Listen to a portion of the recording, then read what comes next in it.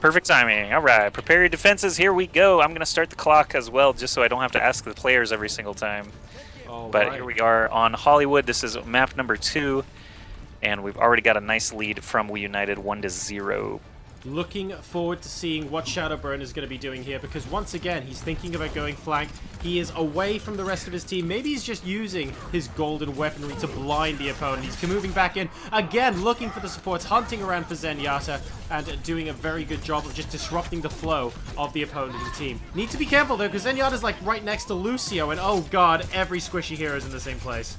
Oh, we have kills going both ways, but Forsaken and Veineless managed to hang on the attacking team. Shadowburn finds a kill on Hymzi. That's going to be very important, killing that tank. Now the sword is ready to go. He's going after that Reinhardt, who is kind of immobile. If he had landed just one more axe swing, it would have gone a lot better for the defense, but Shadowburn just going nuts. Diva ult explodes in perfect time to basically do nothing, but except for extend the defense here by a few seconds, and I think that is pretty much all she wrote. Weunited easily grabbing point A in just a minute and about 10 seconds. Very solid start for them.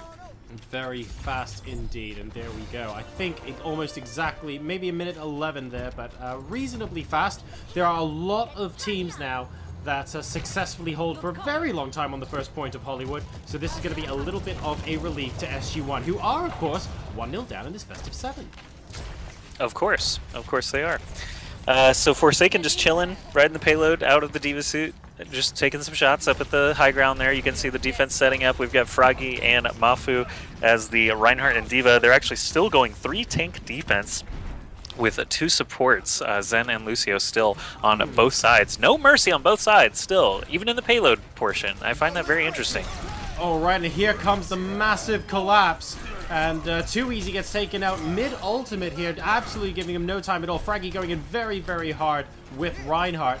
And I have to say, when you're collapsing in due to the verticality of the middle point here of Hollywood, do you think that the double support triple tank is really the way to go? If you've got the high ground advantage as a defender, do you want a little bit more DPS there? It's tricky because you have to think about it in phases. Really, you've got this archway phase where taking the high ground on defense and having more DPS would be great, but then you've also got this period now where they're about to approach this bridge, and this is really the point where the triple tanks actually jump down onto the payload. We should see this Rein actually go down so that they can hold this corner any moment. Yeah, so he's going to hop down now. It's really all about that bridge. So arch phase, bridge phase, and then that last little stretch over by the dumpster kind of changed the composition. But we see Tranquility on both sides. Sorry, Transcendence. The fact that he says Tranquility, it doesn't no matter help, what, does it? It's destroying my continuity here, trying to say Transcendence every time. There goes Keeper of the Grove reference. We can roll with it. We can go Warcraft. It's fine, Blizzard, don't mind. Man, oh god, that's a throwback. I haven't played Night Elf in probably 10 years now. That's what I think every time I hear Tranquility. Yeah, I do. I will now. Thanks. No problem, man. Anytime. Oh god. Patch 1.09, Mass Witch Doctor and Shaman. That's all I'm saying. Oh my god, yeah. Orc best race.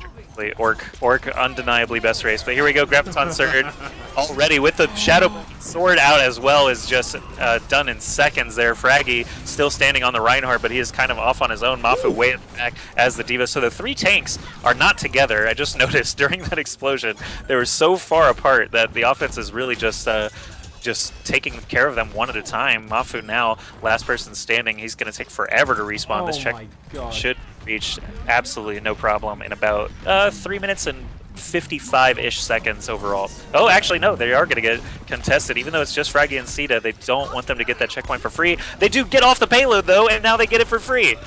Wow. Okay, well, that was a little bit... And that was weird, because they took that payload in such convincing fashion to begin with. I was about to say, Shadowburn did an absolutely incredible job. He sliced, diced, and then served the opposing team medium well, is more or less what that looked like there. That was almost an exclusive solo effort in the middle of that, and then suddenly, everything fell apart.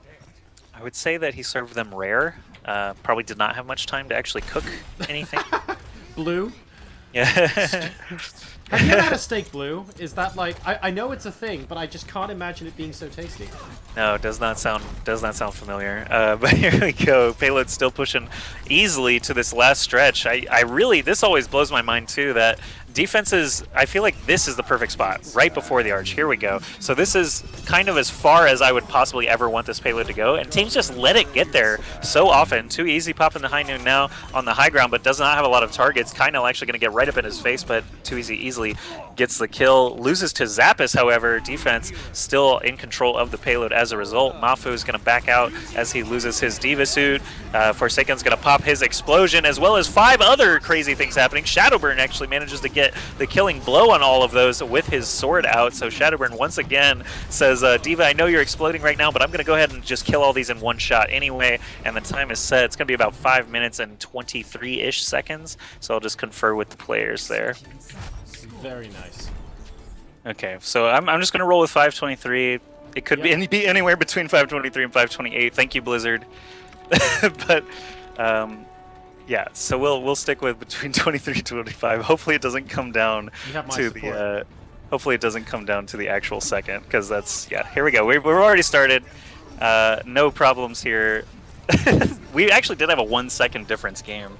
Finally, last week it was the first time that I had seen it, but literally 1 second. I had a stopwatch draw, which was amusing. I haven't had that since like beta stage 1, I think. Oh, Hymzi gets the first kill. There's a Ana. There's an Ana in the game. Oh, there is an Ana in the game on offense. So I'm definitely watching that first-person POV because I don't know how to play Ana at all.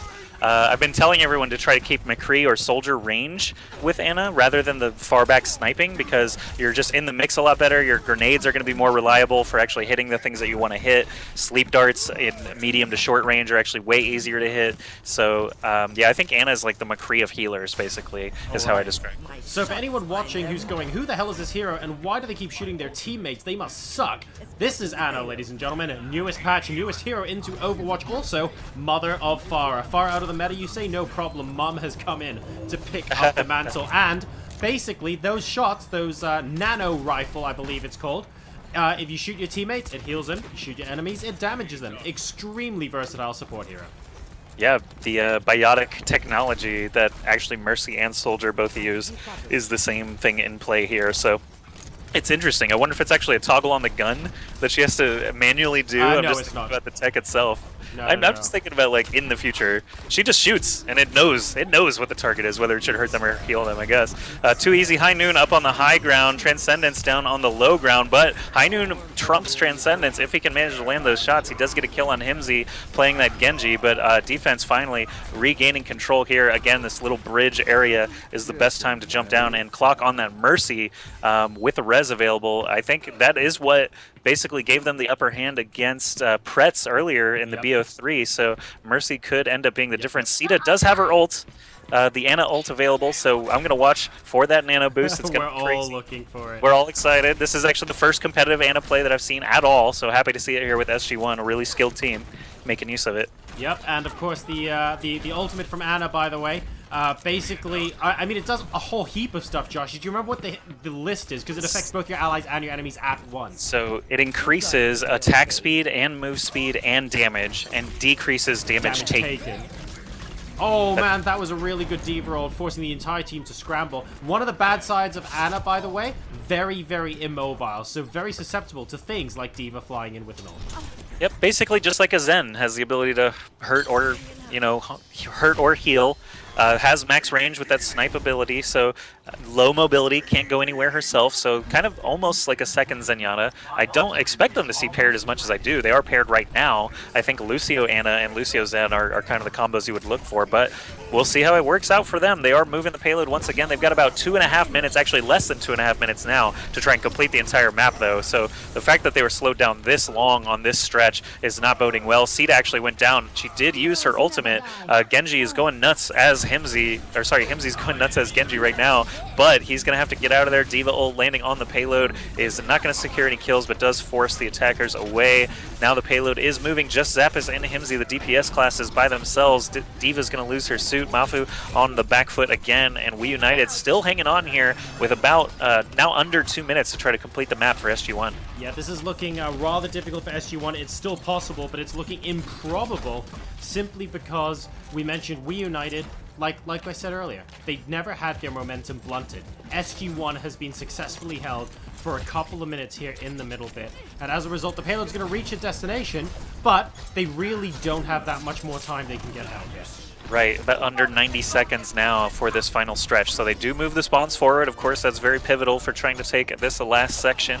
We'll see if they've got what it takes or if Weunited can just keep it together a little bit longer. They're losing everybody, and this is a scary, scary place for that to happen. If Hymzi, he does have his Genji ult available. I see the Transcendence and Earthshatter and Deadeye all available for the attacking team. Weunited, last stand here to try and win this map. 1 minute to go. I'm a little bit worried because Weunited, just for a moment, basically had trickling in death, but that was at the second checkpoint. It wasn't even at the end of the map, and each of them were going down one by one to Hymzi, and it's like, what are you doing? Just sit back and regroup, and you only have to hold on for a minute here, so this could be a tense finish. Hymzi going crazy. Fragi gets a kill as well. TwoEasy did deny the Transcendence on the side of the offense just by killing Zenyatta so quickly. We've got about 30 seconds left. It's going to be really close as the offense continues to fall. Earthshatter, huge Earthshatter. Forsaken may have just saved the day for Weunited. Transcendence gets popped so early just so they can try to keep this payload moving, but TwoEasy's in now as the Tracer. This could be Weunited's game to lose. 18 seconds-ish. Self-destruct coming out. Shadowburn. Sorry, Mafu gets the kill on Shadowburn. Veineless as the Winston now. They're just trying to contest as long as possible, so long that the Mei actually comes out. Oh, wow. And there's the GG. That is time. GG. But really good stuff there for Weunited. SG-1 definitely making it interesting there. Getting